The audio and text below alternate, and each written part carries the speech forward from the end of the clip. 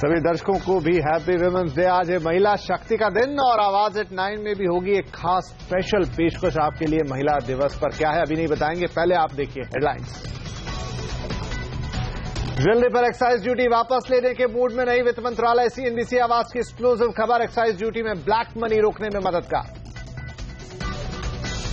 Assessments have been completed, criminal cases have been filed. Those names are already in public domain. I have no hesitation in sharing the names which are already in public domain. Rajya Sabha में विपक्ष के हमलों पर जेटली की दो टूक। विदेशों में कालाधन जमा कराने वालों का नाम उजागर करने से नहीं हिचकेगी सरकार। बैंकों का एनपीए कोई बड़ी समस्या नहीं। I withdraw the proposal in paragraph 138 and 139 of my budget speech. Rangla EPF tax के खिलाफ सीएनबीसी आवाज की मुहिम। वित्त मंत्री अरुण जेटली ने ईपीएफ निकासी पर टैक्स लगाने का फैसला लिया वापस। विपक्ष ने कहा हमारी हुई जीत।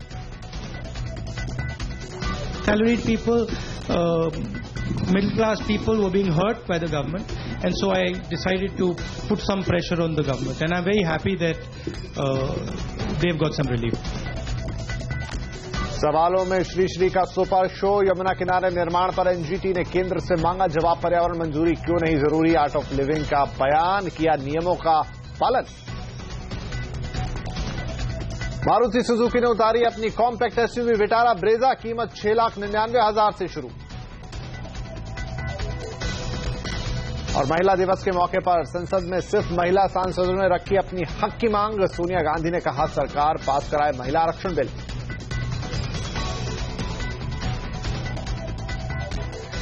सरकार ने ईपीएफ पर टैक्स का फैसला वापस ले लिया है और यही आवाज एट 9 की आज सबसे बड़ी खबर, क्योंकि ये सीएनबीसी आवाज की एक बड़ी मुहिम थी।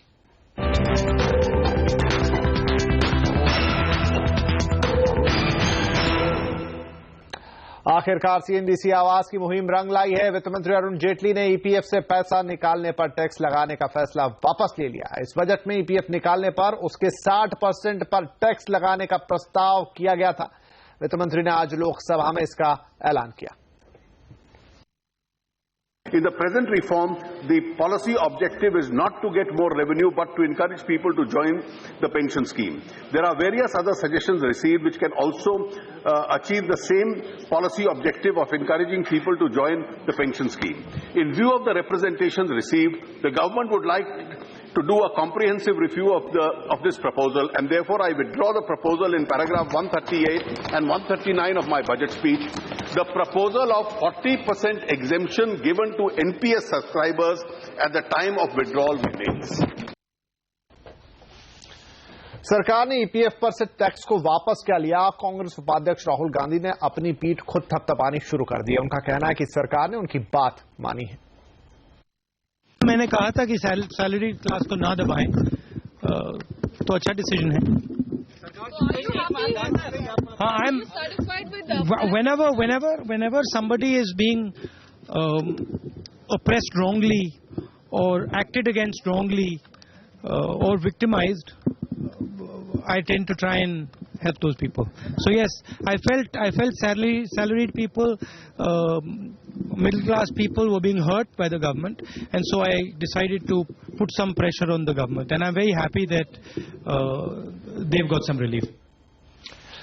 सरकार ज्वेलरी पर एक्साइज ड्यूटी वापस लेने के पक्ष में नहीं है। सीएनबीसी आवाज की एक्सक्लूसिव खबर पर और बातचीत करने के लिए अब हमारे साथ जुड़ गए हमारे ब्यूरो चीफ लक्ष्मण रॉय। तो लक्ष्मण, ये बड़ी खबर आप लेकर आए हैं, तो क्या ज्वेलरी पर एक्साइज ड्यूटी वापस लेने के मूड में सरकार अब नहीं है? देखिए, हमें जो सूत्रों से जानकारी मिले, वित्त मंत्रालय के एक वरिष्ठ सूत्र से हमने बात की तो ये पता चला कि वो अभी एक्साइज ड्यूटी वापस लेने के पक्ष में नहीं है। इसके पीछे दो बड़ी दलील दी। पहली दलील तो ये है कि एक्साइज ड्यूटी लगने से सिर्फ एक्साइज कलेक्शन बढ़ेगा, एक्साइज ड्यूटी की वसूली बढ़ेगी, ऐसी बात नहीं है। दरअसल एक्साइज ड्यूटी लगने से इस बात का अनुमान लगाना, सटीक अनुमान लगाना आसान हो जाएगा कि ज्वेलरी का कारोबार कितना होता है, कितने की ज्वेलरी की खरीद बिक्री होती है। और ज्वेलरी सेक्टर उन सेक्टर में से एक है जहां पे काले धन का लेन देन काफी ज्यादा होता है, जहां पर नकदी में लेन देन काफी ज्यादा होता है। तो इस पर रोक लग सकेगी, काले धन पर रोक लगाने लगाने के लिए, ज्वेलरी सेक्टर में काले धन पर रोक लगाने के लिए एक्साइज ड्यूटी एक काफी कारगर हथियार होगा। दूसरी जो दलील ये दी जा रही है वो ये है कि सरकार को जीएसटी की तरफ धीरे धीरे आगे बढ़ना है, तो रेवेन्यू न्यूट्रल रेट की तरफ आगे बढ़ने के लिए आपको एक्साइज ड्यूटी लगाना जरूरी है ज्वेलरी पर। ऐसा नहीं कर सकते कि ज्वेलरी को हम एक्साइज ड्यूटी के दायरे से बाहर रखें, और रेवेन्यू न्यूट्रल रेट पर जो कमेटी की सिफारिश थी वो भी सिफारिश इस पर कही गई है। ये दो ठोस दलील है। हालांकि ये सरकार की तरफ से सफाई भी आई है कि छोटे ज्वेलर्स इससे प्रभावित नहीं होंगे, लेकिन भाजपा समेत कई दलों के सांसदों ने चिट्ठी जरूर लिखी है वित्त मंत्री को कि एक्साइज ड्यूटी वापस ली जाए। जी लक्ष्मण, बहुत शुक्रिया यहां पर इस जानकारी के लिए। तो खबर आते हुए कि शायद ईपीएफ पे तो सरकार की तरफ से राहत आ गई, लेकिन एक्साइज, ज्वेलरी पर एक्साइज में शायद राहत सरकार ना दे। ब्लैक मनी के खाता धारकों का नाम नहीं उजागर किए जाने पर विपक्ष के हमले झेल रही सरकार ने आज राज्यसभा में जवाब दिया। वित्त मंत्री अरुण जेटली ने कहा कि विदेशों में ब्लैक मनी जमा कराने वालों का नाम लेने में सरकार को कोई हिचक नहीं है। Don't get evidence internationally. You'll never be able to prove the case. So the best way of helping the accused is breach the treaty, disentitle yourself from getting the information, and then the accused goes scot-free. That is not an advice we are following. We are proceeding in most of those cases. Assessments have been completed. Criminal cases have been filed. Those names are already in public domain. I have no hesitation in sharing the names which are already in public domain. But we will strictly follow the procedure that is given in courts. Yamuna किनारे श्री श्री रविशंकर के world cultural festival से पहले पर्यावरण के नुकसान को लेकर NGT ने सवाल उठा दिए हैं। एनजीटी ने केंद्र से पूछा कि आखिर इस फेस्टिवल के दौरान जो निर्माण होंगे उसके लिए पर्यावरण क्लियरेंस क्यों जरूरी नहीं है। दरअसल कार्यक्रम के लिए आर्मी एक ब्रिज बना रही है, इसको लेकर ही एनजीटी ने सवाल उठाए हैं। वहीं आर्ट ऑफ लिविंग के श्री श्री रविशंकर का कहना है कि उन्होंने शर्तों को पूरा किया है। संस्था के संस्थापक श्री श्री रविशंकर ने कहा है कि उन्होंने हमेशा से पर्यावरण की चिंता की है। हम चाहते हैं जमुना साफ हो, हम चाहते हैं सब लोग मिलजुल के इसका करें। हम पर्यावरण को हम दोषित नहीं करेंगे। मैं आपसे फिर से कहूंगा, हमने एक पेड़ भी नहीं काटे हुआ। हम पर्यावरण के लिए बहुत ही हमदर्द रखने वाले हैं और हम चाहते हैं हम सब लोग मिलके जमुना जी को ऐसा करें जहां लोग चल सकें, बदबू ना आए उधर। कार मार्केट के सबसे हॉट सेगमेंट की सबसे ज्यादा इंतजार वाली कार आज लॉन्च हो गई। जी हम बात कर रहे हैं मारुति सुजुकी की कॉम्पैक्ट एसयूवी विटारा ब्रेजा की। वैसे मारुति ब्रेजा को ऑटो एक्सपो में दिखा चुकी है, लेकिन आज इसकी कीमत का ऐलान किया गया। मारुति की ब्रेजा 6,99,000 रुपए से शुरू हो रही है और इसकी अधिकतम कीमत है 9,68,000 रुपए। ये दिल्ली की एक शोरूम कीमतें हैं। फिलहाल इस कार का सिर्फ एक डीजल वेरिएंट ही लॉन्च किया गया है। विटारा ब्रेजा में 1.3 लीटर का डीजल इंजन है। माना जा रहा है कि यह कार 24 किलोमीटर प्रति लीटर का माइलेज देगी। विटारा ब्रेजा को पूरी तरह से देश में बनाया गया है। इस सेगमेंट में ब्रेजा का सीधा मुकाबला महिंद्रा टीयूवी 300 और फोर्ड की इको स्पोर्ट से होना है। और एक्सपर्ट 22 को उम्मीद है कि मारुति की ब्रेजा बेहद लोकप्रिय होगी, क्योंकि इस कीमत पर ऐसी एसयूवी मिलना मुश्किल है। मेरे को लगता है बहुत सक्सेसफुल होने वाली है। एक तो साइज बहुत यूटिलिटेरियन है और साथ साथ में इसकी जो फ्यूल कंजम्पशन है वो बहुत बड़ी है। 24.3 किलोमीटर पर लीटर का इसका दावा है कंपनी का। और इन एनी केस आपको पता ही है कि मारुति की आफ्टर सेल सर्विस का कोई मुकाबला नहीं है pan India. But I think this is very well priced और ये बहुत पॉपुलर गाड़ी होने वाली है आने वाले दिनों के अंदर।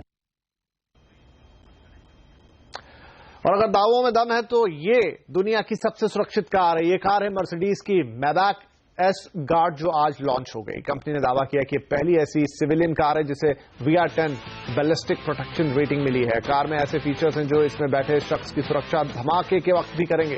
कार के नीचे ऐसे इंतजाम है कि कार के नीचे धमाका होने पर भी सवार बच जाएगा। कार की दूसरी खासियत है कि पंचर टायर में भी करीब 30 किलोमीटर का सफर तय कर सकती है। लेकिन ऐसी खासियतों वाली कार की सवारी करने के लिए आपको एक बड़ा करोड़पति होना पड़ेगा, क्योंकि इसकी कीमत है 10.5 करोड़ रुपए। ये भारत में मर्सिडीज की सबसे महंगी कार है। सैमसंग ने भारत में गैलेक्सी S7 और Galaxy S7 as smartphone launch कर दिए हैं। कीमत S7 की है तो 48,900 रुपए, जबकि S7 एज के लिए आपको 56,900 रुपए खर्च करने होंगे। दोनों ही फोन डस्ट और वाटर रेजिस्टेंस है, यानी काफी हद तक इन्हें धूल और पानी से बचाया जा सकता है। गैलेक्सी S7 में 5.1 इंच की स्क्रीन है, जबकि एज में 5.5 इंच की बड़ी स्क्रीन दी गई है। दोनों ही डुअल सिम फोन हैं और मार्शमेलो ऑपरेटिंग सिस्टम पर चलते हैं। S7 और एज में 12 मेगापिक्सल का रियर और 5 मेगापिक्सल का फ्रंट कैमरा है। 8 से 17 मार्च के बीच इन फोन्स को बुक करने पर कंपनी VR हेडसेट मुफ्त भी दे रही है।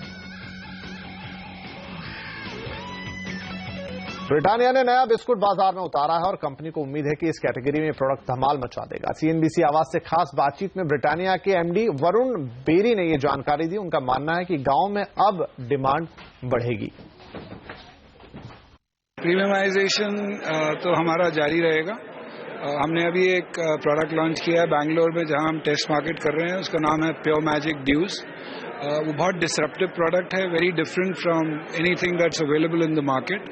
सर, बजट में डेयरी सेक्टर को 850 करोड़ का एलोकेशन दिया गया था, तो क्या असर पड़ेगा आपके बिजनेस में? आई सर्टनली फील दैट रूरल में डिमांड बढ़ेगा, मगर वो इमीडिएटली नहीं बढ़ेगा। उसको 6 से 8 महीने लगेंगे डिमांड बढ़ने में, एंड जब वो होगा तब तक we will be in a very good position to take advantage of that. तो आखिरी सवाल, कमोडिटी प्राइसेस और रॉ मटेरियल्स के जो प्राइसेस हैं वो बढ़े हुए हैं, तो क्या मार्केट प्राइसेस पर भी असर पड़ेगा और कितना? हमारे हिसाब से 3.5-4% के बीच में इन्फ्लेशन होगा इस साल, और हमारे को 3 से 3.5% का प्राइस इंक्रीज लेना पड़ेगा। इधर फ्यूचर ग्रुप ने भी आज कई नए प्रोडक्ट और ब्रांड्स बाजार में उतारे हैं। नए प्रोडक्ट की लॉन्चिंग पर फ्यूचर ग्रुप के CEO किशोर बयानी ने CNBC आवाज से कहा कि पिछले सालों से लगातार नए प्रोडक्ट लॉन्च हो रहे हैं और 60 कैटेगरी में ब्रांड उन्होंने बनाया है। काफी ब्रांड्स हमने सभी को बताए हैं कि इतने ब्रांड हमारे पोर्टफोलियो में 26 ब्रांड, और कम से कम 60 कैटेगरी में हम लोग बना रहे हैं। और हमारी एम्बिशन बड़ी है कि हम 60 to 70% ऑफ बिजनेस हमारे फूड का हमारे ब्रांड के थ्रू हमारी दुकानों में करें। सर, इस तरह का स्केल अप करने के लिए आप कितना कैपिटल एक्सपेंडिचर कर रहे होंगे?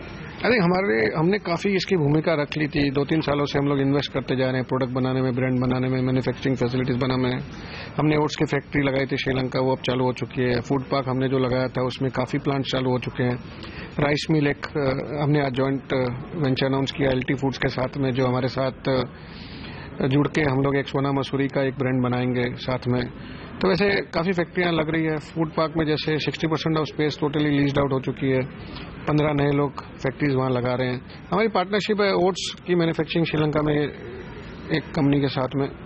हमारी पार्टनरशिप है LT फूड्स के साथ में राइस बिजनेस के लिए। हमारी एक पार्टनरशिप है स्विस कंपनी मिबेल, उनके साथ पर्सनल केयर के ब्रांड बनाने के लिए।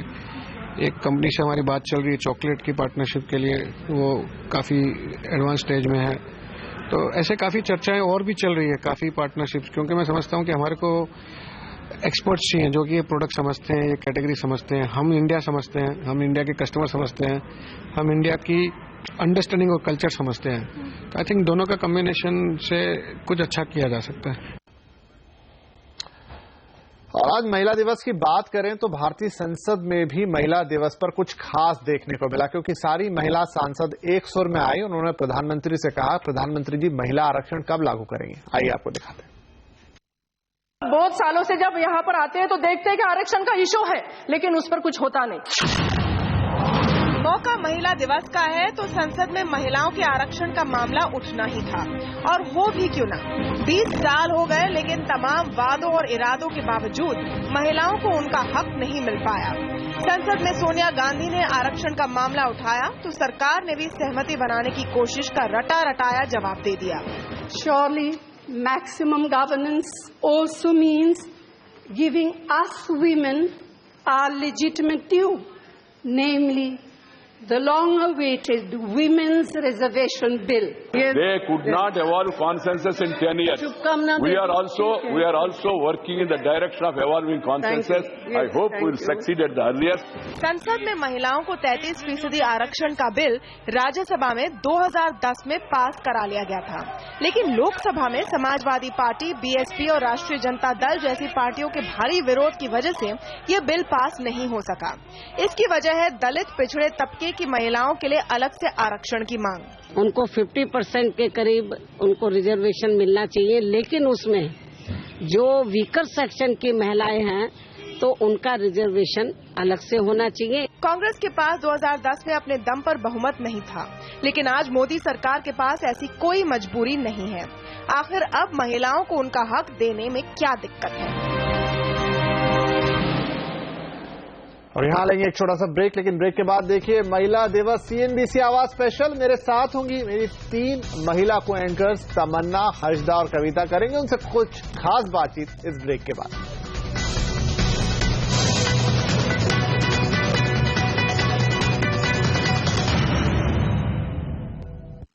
आज महिला दिवस है और दिन भर हमने आपको देश की कई सफल महिलाओं से रूबरू करवाया, लेकिन अब जिन महिलाओं से हम मिलेंगे वे बेहद खास हैं और आपके मेरे सबके काफी करीब भी।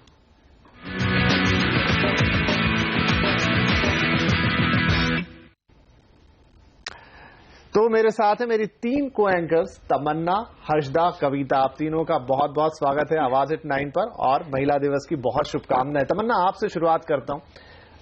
तकरीबन 12 साल 15 साल का वक्त आपको मीडिया में हो गया है, रिपोर्टिंग, एंकरिंग, चैट शो सब कुछ किया है, तो कभी महिला होने के कारण कोई दिक्कत, कोई परेशानी ऐसा महसूस हुआ? महिला होने के कारण दिक्कत परेशानी मीडिया में होती थी। 15 साल हुए हैं वैसे, और बहुत कुछ बदला है 15 सालों में। कई सारी चीजें जो 15 साल पहले महिला नहीं करती थी मीडिया में, वो आज करती है। चाहे वो वॉर की रिपोर्टिंग हो, चैनल चलाने का काम हो, बहुत सारी महिला। मैं इंडिविजुअली आपसे पूछूं तो 11-15 साल पहले आपका स्टेटस मिस था, अब आप मिसेज हैं, एक बच्चे की मां भी हैं, तो वहां क्या फर्क आया? कैसे आप मैनेज करती हैं? ये अपने आप को कहकर कि मैनेज करना ही है कि ना मैं सुनूंगी नहीं, किसी से भी नहीं और खुद से भी नहीं। क्या आपको कभी ऐसा लगता है कि जो आपके पुरुष साथी हैं वो थोड़े से लकी हैं, वहां पर देखिए इनको नहीं करना पड़ता, मुझे ये ज्यादा करना पड़ता है?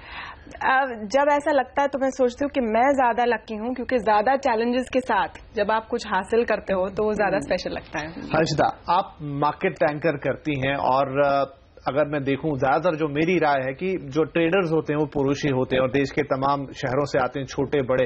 ऐसे में एक महिला एंकर के लिए कितना बड़ा चैलेंज होता है कि वो आपकी बात से कन्विंस हो? मेरे ख्याल में काफी आसान होता है एक महिला की आवाज सुनकर कन्विंस होना कि ये स्टॉक अच्छा है या नहीं। बट जोक्स अपार्ट, विपिन, अब तक हमें लगता है कि बहुत ज्यादा मेल ट्रेडर्स ही हैं मार्केट में। इनफैक्ट मैं एक सर्वे पढ़ रही थी, अगर भारत में 20 लोग ट्रेड कर रहे हैं उसमें 7 महिलाएं ट्रेड कर रही होंगी, जो आंकड़ा लगभग 35% के आसपास आएगा, which is not at all bad. और आजकल जिस तरह का वो ऑप्शंस में ट्रेड बढ़ता हुआ दिखाई दिया है, कई सारे लोगों से हम हर रोज बात करते हैं हमारे अलग अलग शोज में, वहां पर ढेर सारी महिलाएं आती हैं और कभी ऐसा नहीं लगा कि ये सिर्फ लॉन्ग टर्म के बारे में सोच रही है, सिर्फ इन्होंने म्यूचुअल फंड में पैसा लगाना है, सिर्फ पीएफ में पैसा लगाना है। ये हार्डकोर ट्रेडर्स हैं। मेरी कुछ नेबर्स हैं जो हर रोज पूछती है कि क्या मैं आज ये शेयर जो लिया है कल बेच दूं। तो ऐसा नहीं है कि ये सिर्फ एक मेल बैस्टियन रह गया है। काफी महिलाएं हैं जो बाजार में पैसा लगा रही हैं और काफी मोटा पैसा कमा भी रही है। राइट। कविता, मुझे ये बताएं, अब आपकी तैयारी है मिस से मिसेस बनने की, क्या आपको ऐसा लगता है कि मेरा काम मुझे रोक रहा है? नहीं, मुझे कभी भी नहीं ऐसा लगेगा कि मेरा काम मुझे रोक रहा है, क्योंकि मेरे हिसाब से अगर देखा जाए तो जो मैं करना चाहती थी वो मैं अब कर ही रही हूं और मुझे अब इसके आगे बढ़ना है। तो लाइफ में एक नया चैप्टर के लिए मैं इसे कॉम्प्रोमाइज कर लूं या इसे छोड़कर उस नए चैप्टर की शुरुआत करूं, ये शायद मेरे लिए कभी नहीं होगा। और उसके लिए मैं एक बात ये भी कहना चाहती हूं कि हम जिस माहौल में पले बड़े हैं उसका काफी हद तक असर हमारे ऊपर रहा है, मेरे ऊपर रहा है। जिस माहौल में हमने काम किया है, खासतौर से जिसने हमें हर वक्त बढ़ावा दिया है यहां तक पहुंचने का, इस मंच पर बैठने का, आपसे बात करने का, दर्शकों से बात करने का, तो इन सब बातों को ध्यान में रखते हुए एक नए चैप्टर की शुरुआत करने के लिए मैं इसे तो कभी शायद पीछे नहीं। इसलिए मिस्टर राइट बहुत राइट होना चाहिए। बिल्कुल उन महिलाओं के लिए जो मीडिया में काम करती हैं। काफी चैलेंजिंग हो सकता है। नहीं, राइट होंगे ही शायद। आपने राइट कर दिया। मिस्टर राइट या मिस राइट, या फिर जो कविता कह रही थी ना कि हमने अपने आप से कॉम्प्रोमाइज नहीं करना है, क्योंकि हम मेरे ख्याल में उस बैकग्राउंड से आए हैं जहां पर हमारे पेरेंट्स ने हमें कभी सिखाया नहीं, ये कभी नहीं बोला कि आपको कभी ना कभी कॉम्प्रोमाइज करना पड़ेगा। उसकी थोड़ी सी झलक आई होगी, लेकिन जब हम जैसे जैसे बड़े हुए हैं, जिस एनवायरमेंट में हमने काम किया है, हमें बहुत कम दफा कॉम्प्रोमाइज करना पड़ा होगा। और अगर करना भी पड़ा होगा उसके बाद में हमें ढेर सारे मौके मिले होंगे जो शायद भारत की दूसरी महिलाओं को नहीं मिल रहा है। एक जो बड़ी चीज 15 साल की आप बात कर रहे थे विपिन, 15 साल पहले महिलाओं का जो रोल था ऑन एयर, वो ज्यादातर न्यूज एंकर और उनकी शक्ल कैसी है और एक एडिशन की तरह था, प्रिटी फेस। आज ऐसा नहीं है। विमेन जर्नलिस्ट सीरियसली ली जाती है, वो बड़े डिसीजंस लेती हैं, एडिटोरियल डिसीजंस लेती है और एडिटोरियल कवरेज को ड्राइव करती है। एक बहुत बड़ा चेंज हुआ है और उसका बहुत श्रेय जाता है पुरुषों को इस इंडस्ट्री में, जिन्होंने वो मौका दिया महिलाओं के लिए। जी, और इसीलिए आप आवाज अड्डा पे कई पुरुषों को एक साथ एक आवाज में डांट के चुप करा देती हैं। बिल्कुल, यहाँ पर मैं एक बात को आगे विस्तार से बात करना चाहूंगी, जो हर्षदा ने भी कही कि महिला निवेशक जो है वो बढ़ रही हैं। हम करते हैं अपना शो भी योर मनी पर्सनल फाइनेंस का शो होता है, जहां पर आप वाकई विश्वास नहीं करेंगे, कामकाजी महिलाओं में तो सेंस होती ही है कि कहाँ निवेश करना चाहिए। अच्छा, जो कविता आप जो कह रही हो वही बात कि मैं जो देखता हूं हमारी सोसाइटी में आज भी जो फाइनेंशियल डिसीजन है, बड़े फाइनेंशियल डिसीजन, उसमें महिलाओं की राय नहीं ली जाती, काफी हद तक नहीं ली जाती। हालांकि इस ट्रेंड में अब बदलाव हम देख रहे हैं। मोटे तौर पर आज भी महिलाओं को लगता है कि उनकी घर की जो जिम्मेदारी है वो उन्हीं तक ही उनका रोल सीमित है, लेकिन इसमें भी अब बदलाव आ रहा है। एटलीस्ट जो हम देखते हैं अपने शो में, लगातार हमें मेल्स करते रहते हैं लोग, और ताज्जुब की बात यह है कि कामकाजी महिलाओं के साथ साथ जो हाउसवाइफ है वो भी निवेश करना चाहती हैं। तो अब बातचीत को थोड़ा संक्षिप्त करना पड़ेगा। मैं रैप करूं उससे पहले आप तीनों से एक एक मैं राय देना चाहूंगा, जो दर्शक आपसे सुनना चाहें। वुमेन डे पर आप क्या कहना चाहेंगी, खासतौर पर महिलाओं को क्या संदेश देना चाहेंगी? पहले आप। मेरा बस संदेश ये होगा कि अगर आप उन लकी महिलाओं में से हैं जिनको एक अच्छा परिवार मिला है, तो उनके बारे में सोचिए, जिनके पास आज मौके नहीं हैं क्योंकि वो ऐसे जगह पर नहीं पैदा हुए हैं जहां उनको एजुकेट किया जाए।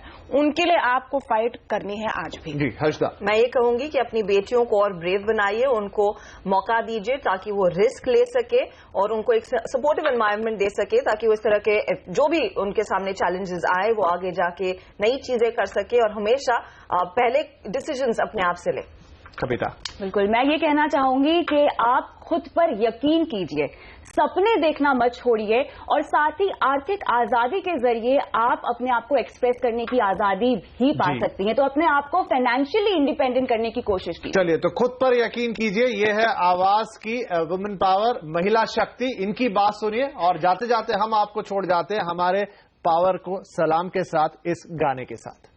ये हौसला कैसे झुके